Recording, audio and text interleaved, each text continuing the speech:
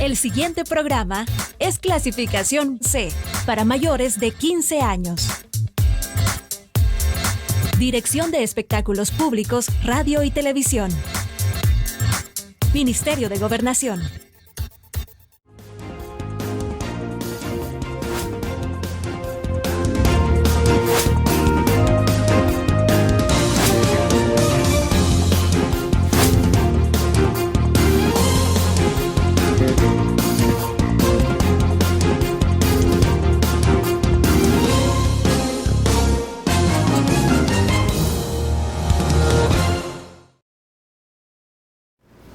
Buenos días, qué enorme placer saludarles. Vamos al inicio de la semana productiva y queremos hacerlo, por supuesto, atendiendo la necesidad de poder observar desde las diferentes aristas la realidad que está aconteciendo en El Salvador. Bueno, primer punto, esto que se ha considerado como un choque de poderes debe ser denominado como una crisis institucional que está afectando nuestro sistema democrático. Planteémoslo de esta forma tras el hecho del 9 de febrero y que todavía no se supera, porque vean ustedes, está todavía, ¿verdad?, los diputados pendientes de tomar la decisión, y lo más seguro es que así sea, de poder llevar a interpelación a otros 3 funcionarios. Se habla del ministro de la Defensa Nacional, el ministro Monroy, se habla también del ministro de Justicia y Seguridad, y se habla inclusive hasta del director del organismo de inteligencia del Estado. Claro, subsiguientemente a lo que ya aconteció con el tema de la crisis del agua, con la ministra de Salud y el presidente de ANDA. Pero lo que se puede vislumbrar a futuro cercano en el país, por supuesto, es más confrontación en estos 2 poderes de Estado. Entonces, de cara a lo que va a ser la elección del próximo 28 de febrero del 2021, ¿quién puede decirse sale más desgastado de esta crisis? Viendo que los partidos políticos serán los principales que irán a elecciones el próximo febrero para poder elegir quiénes van a ser los diputados a la Asamblea Legislativa, al Parlamento Centroamericano y consejos municipales plurales. Y si esto, por supuesto, beneficia a las nuevas expresiones políticas, como ya ustedes ya saben, nuevas ideas, está Nuestro Tiempo, está también Vamos del señor Josué Alvarado. Por favor, acompáñenme al Foro TVM a discutir y analizar las cosas como son. Desde los estudios de Televisión Migueleña, en San Salvador, esto es Foro TVM, donde se debaten las cosas como son. ¡Arrancamos! Hoy es lunes 24 de febrero del año 2020 y quiero decirles que es la última semana del segundo mes del año, ¿verdad?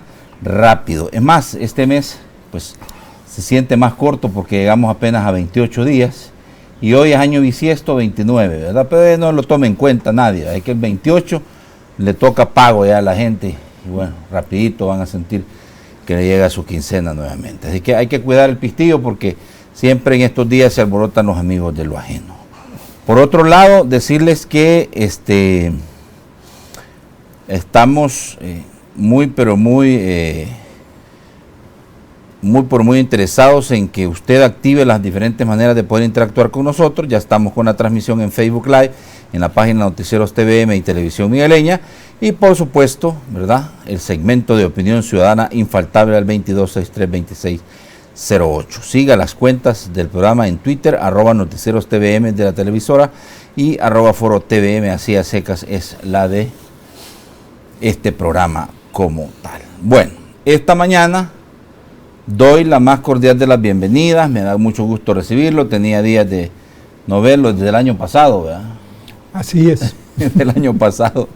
Al doctor Rubén Zamora, ¿verdad? El doctor no necesita presentación, ya todos saben su legado, ¿verdad? Los últimos cargos que ha ocupado, por supuesto, fue como embajador en Washington, en la capital de los Estados Unidos, y también estuvo en India, ¿verdad? Y en Naciones Unidas. Y en Naciones Unidas. Esos son los últimos 3 cargos políticos, digamos, ¿verdad?, que Así ocupó es, representando a El Salvador. Así que le damos la más cordial de las bienvenidas. De ahí para allá, pues, ¿quién no sabe quién es el doctor Rubén Zamora, verdad? Doctor, antes de cualquier cosa quería preguntarle, ¿usted continúa en Cambio Democrático o ya no? No, Yo dejé ya el Cambio Democrático hace mucho tiempo y con la política que ha seguido pues desde el año pasado, me parece que no quepo ahí en absoluto. Ok, entonces cerrada la posibilidad de regresar, digamos, a Cambio Democrático, porque en ese instituto político militó por mucho tiempo. Sí, efectivamente. Bueno, yo soy fundador, de Cambio Democrático. Fui fundador del Cambio Democrático, pero creo que hoy tiene otra ruta distinta que no corresponde con mi forma de pensamiento ni con mis principios. Muy bien, perfecto. Sí, es que por ahí estaba leyendo que hizo un par de críticas, cuestionamientos en relación al rumbo que se le está dando en este momento al Cambio Democrático, entonces por eso quería preguntárselo a usted y definitivamente creo que era el más indicado en decirnos, ¿verdad? Bueno, sí. Pero bien, la más cordial de la bienvenida, doctor, gracias por estar con nosotros y con nuestro público. Bueno, muchas gracias, don Josué, muchas gracias a la televisión migueleña, ¿verdad? Y un especial saludo a todos los migueleños de la zona oriental del país y a todas las personas que nos están viendo y escuchando esta mañana. A nivel nacional, así es correcto, a nivel nacional. Bueno, a ver, ¿por dónde empezamos? Primero quizás es prudente analizar los hechos antes, durante y ahora después de lo que ha sido el 9 de febrero. Para muchos ahí hay un parteaguas, hay un quiebre en el tema del respeto de la institucionalidad del país. ¿Usted lo comparte de esa manera, doctor? Bueno, lo que hay es un intento de quiebre de la institucionalidad del país, porque efectivamente la institucionalidad no se quebró, porque de lo que se trataba era de un golpe de Estado de parte de la presidencia, el Poder Ejecutivo, contra otro órgano fundamental del Estado como es la Asamblea Legislativa. Y eso sí es una quiebra del orden constitucional, puesto que la Constitución dice que los tres órganos fundamentales del Estado del gobierno, son el legislativo, el ejecutivo y el judicial. Por lo tanto, si uno de esos tres atenta contra el otro, ¿ya? Entonces hay quiebre de la institucionalidad democrática en el país, ¿ya? Eso es muy grave, muy grave. Aquí hemos tenido una historia de golpes de Estado, por lo general se hace por golpe de Estado, estos quiebres, pero hay dos tipos de golpe de Estado. El golpe de Estado tradicional que conocemos o que hemos vivido todos, que es el golpe de Estado militar. Es organizado, ejecutado por los militares y en el fondo se concreta en un conflicto entre militares, los que estaban en el gobierno contra otros que los quieren quitar, y eso resultaba siempre en que la Constitución desaparecía, ¿ya? Solo desde Martínez, para empezar a contar, que llegó a través de un golpe de Estado, el general Martínez, para acá, entre golpes exitosos y golpes fallidos, porque hay de los dos, hay no menos de 7. O sea que esa es nuestra historia. Hay dos golpes de Estado que no son propiamente militares. La caída de Martínez, que fue por un movimiento popular, en la huelga de brazos caídos que hace el pueblo, ¿verdad? Y entonces, pues, Martínez se ve en la necesidad de irse, el embajador norteamericano le dice, mire, mejor váyase, ¿verdad? ¿Ya? La Fuerza Armada ya no le respondía tanto a él, ese es uno. Y el otro intento de golpe de Estado, que no es militar, es precisamente el que se dio a principios del mes de febrero, a principios de este mes, el 9.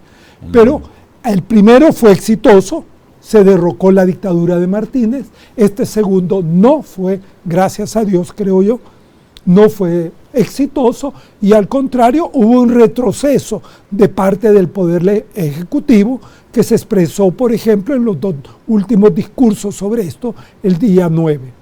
El primero, cuando llega el presidente Bukele, a donde estaba reunida esas 3.000, 5.000 gentes, ¿verdad? Y les habla, los llama a que se aplique el 87, o sea, a la rebelión del pueblo, ¿verdad? Lo cual allí fue el quiebre de la de la institucionalidad democrática, porque la Constitución es absolutamente clara cuando señala que, en primer lugar, el derecho de insurrección del pueblo es únicamente, dice, para retirar a los que han violado la Constitución. Pero segundo, solo puede darse ese derecho cuando o se han violado los artículos pétreos de la Constitución, o sea, el título tercero, o cuando hay una historia de graves violaciones a los derechos humanos. En ningún momento, por una desobediencia del Poder Legislativo, que presunta, que además era falsa, pero dijéramos presunta, que está en el 167, numeral 7, que es una cosa extraordinaria que puede hacer el Consejo de Ministros con la Asamblea, ¿verdad? Y por eso nunca autoriza a un golpe de Estado, de nadie, ¿ya? ¿Por qué? Porque no está dentro de los canales que ha dicho la Constitución para un golpe de Estado, ¿verdad? O sea que por eso sí hizo un quiebre de la institucionalidad, o intentó hacer un quiebre de la institucionalidad. Y de los delitos, y eso es que el quiebre de la institucionalidad democrática es un delito de nivel constitucional, ¿verdad? Y los delitos, como todos sabemos del Código Penal, se castigan o se acusan y se condenan, no solo por la comisión que se termina, es decir, yo comito un homicidio, es cuando mato a una persona, pero también por el intento de cometer el delito. El intento de homicidio tiene una pena en el Código Penal, como tiene una pena, como es un intento de golpe de Estado que va contra el orden constitucional. Vaya, fíjese, usted lo define como un intento de golpe de Estado, pero debe de tener ciertas características, claro, ¿verdad? No el hecho de que el presidente Bukele invoque el 167, numeral 7, sí, que le da la potestad al Consejo de Ministros de convocar a la Asamblea Legislativa para, sí, cuando sea de interés nacional un tema. Sí. La justificación del presidente ha sido de que el tema de la seguridad es un tema de interés nacional. No, porque se come la otra palabra del artículo. El artículo dice convocar extraordinariamente a la Asamblea Legislativa. ¿Ya? O sea que tiene que ser una cosa especial cuando lo demande la patria, o sea, el país, ¿verdad? La vida del país. Entonces, tiene que haber una situación muy especial y muy urgente como para que no se pueda resolver al día siguiente. El préstamo no lo es. El préstamo no lo es. El préstamo puede llegar a ser importante, pero el préstamo tiene un proceso que se lo establece la Constitución. Y apenas estaba en el primer paso del préstamo, que es lo que se llama autorización al Ejecutivo para ir a negociar, no para que le den el dinero, sí, para ir a negociar. Todavía estaba allí. Y eso lo pone la legislación constitucional. ¿Por qué? Porque la Asamblea es la que tiene que decidir si el dinero se da o no en un siguiente voto. Entonces le da un primer paso, como quien dice, si usted quiere el dinero, vaya primero a preguntarle a la Asamblea cómo lo ve. Por eso es que la Asamblea tiene que analizar muy detalladamente cualquier préstamo y entonces le hace observaciones al gobierno. Y con esas observaciones el gobierno ya se puede ir a negociar, ¿ya?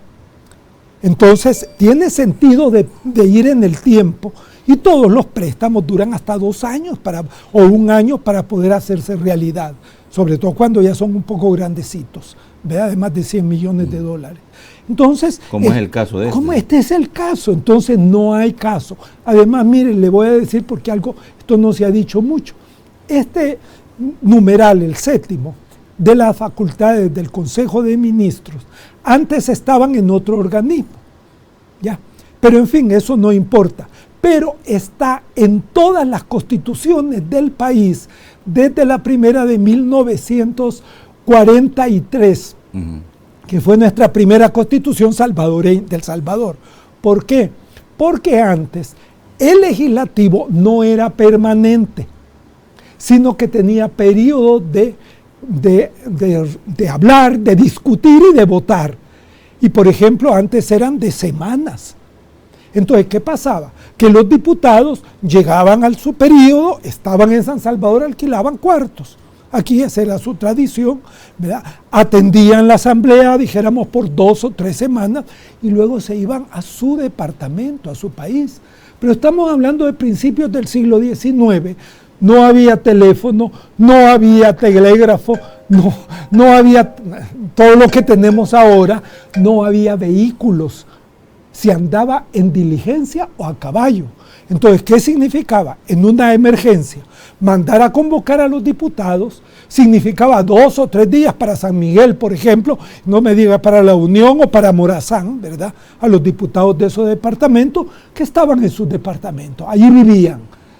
Mandarlos a traer de tal manera que iban a llegar viniendo antes de 5 o 6 días después de la crisis. Por eso entonces ahí se le permitía al Poder Ejecutivo como excepción presentar, pero siempre tenía que presentarlo a la Asamblea para que lo aprobara. Muchos consideran, doctor, que ese artículo está desfasado a la Totalmente. realidad, pero ahí está en la Constitución. Ahí está, ¿no? Entonces no podemos decir que el presidente no puede utilizarlo. Pero entonces el presidente lo tiene que cumplir conforme para lo que es el artículo. Es que porque un artículo diga una cosa, no quiere decir que por eso yo lo puedo coger y agarrarlo para hacer lo que yo quiero. No, tiene que entender de qué se trata, por qué se hizo, y qué significa que tiene que ser una asamblea extraordinaria.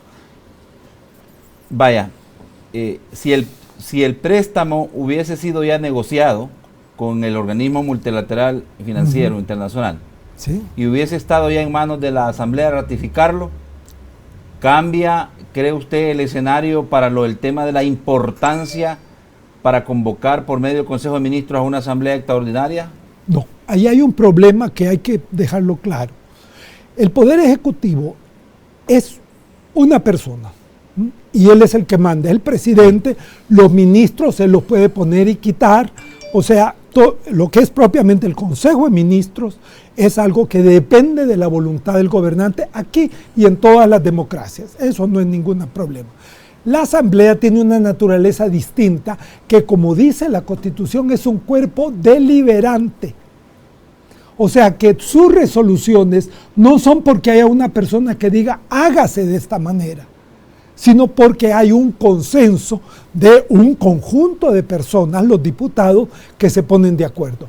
Por lo tanto, ponerle plazos a la Asamblea Legislativa ya no es posible. No es posible. Y quien le podría poner plazos, y hay un par de plazos, es la misma Constitución. ¿Por qué? Porque la Asamblea hace la ley. Esa es su tarea. Entonces, ella se puede poner leyes a sí mismo, sí, pero el Poder Ejecutivo nunca le puede poner leyes a ni el Legislativo meterse con los jueces y decirle resuelva de esta manera el caso. Como antes, en tiempos de los militares, el Ejecutivo se metía en el Judicial y en el Legislativo. Había un solo poder entonces. Por eso es que no era democrático. Entonces, en ese sentido, este es un punto muy delicado. ¿Qué puede hacer el presidente? Y pedirle a la Asamblea y decirle, mire, por favor, vea esta urgencia, esto es urgente, que el Consejo de Ministros lo haga, que la sociedad civil empiece a presionar a la Asamblea para que los diputados hagan las cosas, pues. Y todo eso es parte de la democracia, pero dentro de lo constitucional, ¿ves? Pero eso de amenazar a la Asamblea, de insultar a la Asamblea constantemente y haberlo hecho no con este préstamo, si esto empezó desde en tiempos de la campaña de el que ahora es el presidente Bukele, tratando re mal a la Asamblea Legislativa. Usted dijo déjeme ver los datos para poder tratar de ser un poco exacto. Usted dijo en enero del 2019, previo a la elección presidencial, creo, que Bukele era un populista. Sí. ¿Se han convertido en realidad sus palabras? tristemente con creces. Mire, un presidente que hace esto, solo los populistas lo hacen. Solo los populistas lo hacen. No quiere decir que son los únicos que dan golpes de Estado, no. Pero el populismo y sobre todo la relación entre populismo y militarismo, históricamente y en los estudios que se han hecho de populismo, es uno de los elementos claves. Perón, Vargas en Brasil, ¿verdad? Y aquí con los militares. En España con Franco, de Franco primero, pues eso más bien fue a través de guerra, y él no era ningún populista. Bueno, Franco hizo un intento de darle golpe de Estado a la... No, ya fue después, ya cuando la república se había establecido. Acuérdense que Franco se murió, ¿verdad? Y ya estaba establecido el parlamento. Un grupo de franquistas militares entraron con fuerza. Bueno, ahí eran los militares, ¿verdad? Y encañonaron al presidente de la Asamblea para ordenándole que se fuera. El presidente de la Asamblea Española se paró y le dijo: los que se tienen que ir son ustedes. Y los diputados se pararon todos, y los diputados defendieron todos su ley. Entonces, allí, y el discurso del rey desautorizando a esos militares, se los acabó. ¿Ves? Como quien dice, el rey dijo: yo a eso nunca, ni lo voy a aprobar. ¿Ve? Ese es el caso español. Fue un intento militar. Y que muchos se han dado por comparar ese escenario con lo que ocurrió aquí en el esto país. se parece más. El diseño porque esto del presidente Bukele estuvo diseñado. Él ha venido hablando de esto de aplicar el 87, ¿verdad? De la insurrección. De la insurrección en tiempo de la campaña, ¿verdad? O sea que ahí hay una cosa preparatoria. Buscar la excusa de la Constitución para poner a la Asamblea en una situación imposible. Porque si le hacían caso, estaban totalmente subordinados. Ahí era harakiri político para la Asamblea. Pero si no, entonces les iba a echar encima al pueblo. Pero como el pueblo no vino, con 5.000 o con 3.000 gente enfrente de la Asamblea no podía hacer nada. ¿Ya? Segundo, la sociedad civil ya se le había levantado. A las alturas donde él llega el domingo, ya había una serie de organizaciones diciendo: eso no se hace. ¿Ah? A nivel internacional ya era noticia en todo el mundo y había empezado el rechazo de decir: ¿qué es esto? ¿Qué le pasa a este señor? Ya, entonces el panorama y lo que ha sido el principal apoyo del presidente, que es el embajador de los Estados Unidos, ya había mandado un Twitter diciendo que se hagan las cosas a través del diálogo y respetando la separación de poderes. En otras palabras, que para el 9 de febrero, ¿qué tenía el presidente Bukele? Él, 3.000 gentes enfrente, después que convocó a todo el país, y un presidente que dice que tiene el 92% de la población, es que tiene como 2 millones casi como 3 millones de favorables, y de esos 3 millones ahí no había ni el 0,01%, ya, cuando él fue el que más ha convocado al pueblo, fue él y su gente. ¿Ve? Entonces el pueblo no estaba, había perdido el apoyo internacional, la sociedad civil se le estaba en contra, y yo creo que hubieron otras fuerzas que no se han dicho, que lo empujaron a última hora a parar todo. Por eso solo así usted se puede explicar por qué él hace un discurso totalmente fuerte, ¿verdad? Violento, de decirle a la masa: vamos a entrar a la Asamblea, o sea, a tomarse la Asamblea, ¿verdad? Pero hoy va primero, encuentra que hay solo 13 diputados, que los diputados no llegaron a la convocatoria que había hecho su Consejo de Ministros. Bueno, se habla de 24 diputados, 28 diputados. Mire, ahí hay diferentes, porque otros hablan de 13. Sí. Porque entonces, pero lo que no había era ni la mitad. No había quórum. No había quórum, no podía haber nada. Exacto. Vale, pero es interesante lo que usted plantea, doctor, desde el punto de vista de pensar en que desde su juicio de valor las acciones del presidente no tienen el respaldo del pueblo. Sí. Porque no lograron la convocatoria que esperaban para poder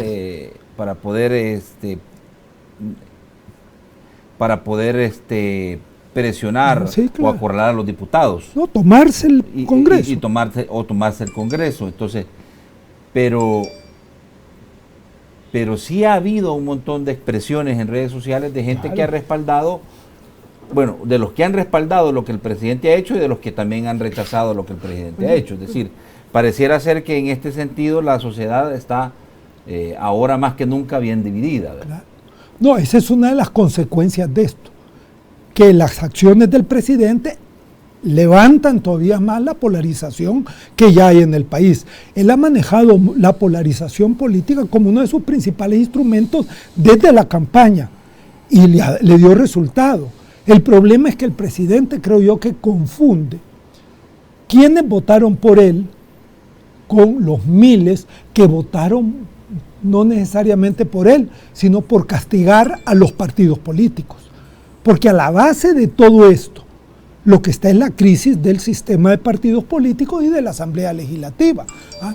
O sea, ponerse a defender a la Asamblea Legislativa o a los diputados, yo no lo haría, pero defender la Constitución y la institucional democrática, eso es mi obligación como ciudadano. ¿Ya? Por eso es que hay que hacer esa distinción. ¿Ve? Y por eso es que tanto el Partido Arena como el Partido FMLN tienen que tomar la lección de lo que ha pasado. Pero doctor, no esto no se veía venir. Esta crisis que estamos viendo no se veía venir dado que se sabía que el presidente no tenía, digamos que no iba a haber gobernabilidad porque el presidente no tenía una asamblea legislativa con una conformación aritmética que pudiera permitirle que los proyectos o demandas que él tenía para poder empujar aquellos soluciones a aquellos problemas del país no iban a tener respaldo. O sea, la ingobernabilidad en la que estamos ya se veía venir por ese escenario.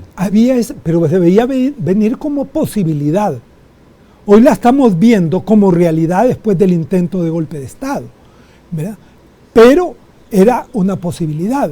El punto es que esto de nuevo nos llama a la Constitución. Mire, ¿qué dice el artículo sobre la separación de poderes? Ahí les establece 3 grandes papeles. Primero, son independientes el uno del otro, por lo tanto, uno no puede darle órdenes al otro. 2, no pueden delegar las funciones de uno en el otro. ¿Ya? Y tercero, les dice, tienen que tratar de trabajar unidos, de colaborar entre sí. Colaborar. Entonces, ¿qué es lo que uno hace en política? Lo primero que usted hace en política es lo que se llama la medición de fuerzas. Bueno, ¿cuánto tengo para el objetivo que quiero lograr? ¿Cuánto tienen los que podrían no estar de acuerdo con mi objetivo? Balancea uno y de allí uno define qué política va a seguir. Y siempre hay 2 políticas posibles.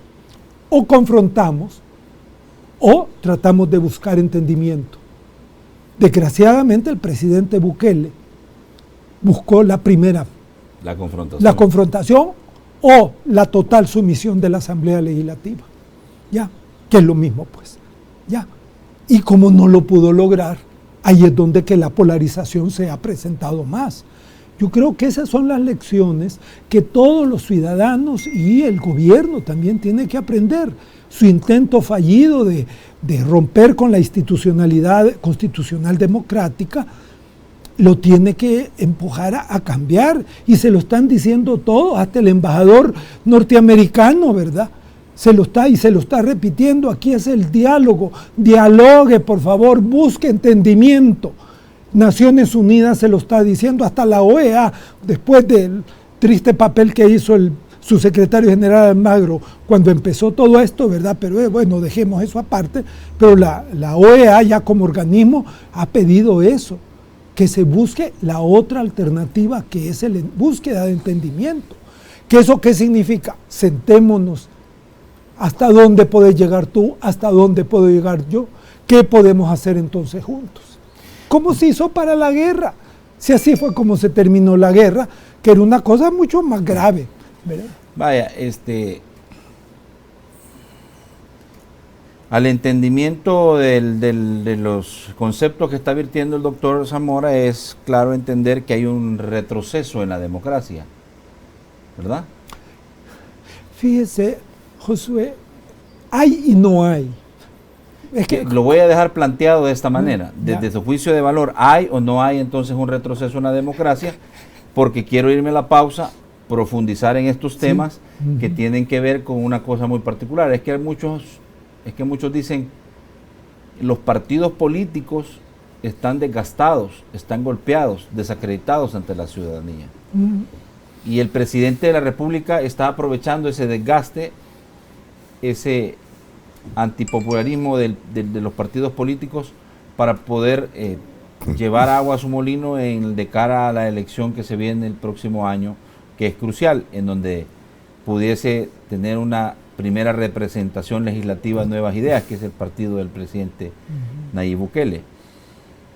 Pero después del 9 de febrero muchos dicen esta realidad ha cambiado de acuerdo a las acciones del presidente y que esto ha de alguna manera fortalecido a los diputados. Pero los diputados tienen una agenda pendiente que es de beneficio al pueblo salvadoreño y que lo vamos a analizar con el doctor en referencia a temas muy puntuales. Voto para los salvadoreños en el exterior, que probablemente si no se legisla o no se reforma o no se solucionan los reclamos que hace el Ejecutivo en relación a eso, porque hay un segundo veto, se pudiera ir al traste. Y el otro tema es que este viernes 28 se cumple el plazo fatal de la Corte Suprema de Justicia para el tema de la ley de reconciliación. También los diputados pudiesen no cumplir con este plazo. Frente a esas realidades y lo que tenemos enfrente, pues con el análisis del doctor Rubén Zamora sobre la actuación de los partidos políticos representados en la Asamblea Legislativa por medio de sus diputados. Ya regresamos.